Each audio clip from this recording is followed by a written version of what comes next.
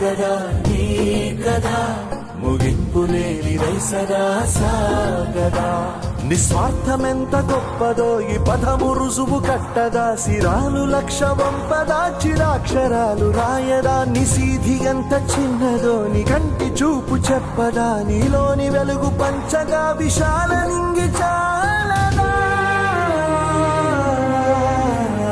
మనుష్యులందు నీ కథ మహర్షిలాగా సాగదా. మనుష్యులందు నీ కథ మహర్షిలాగా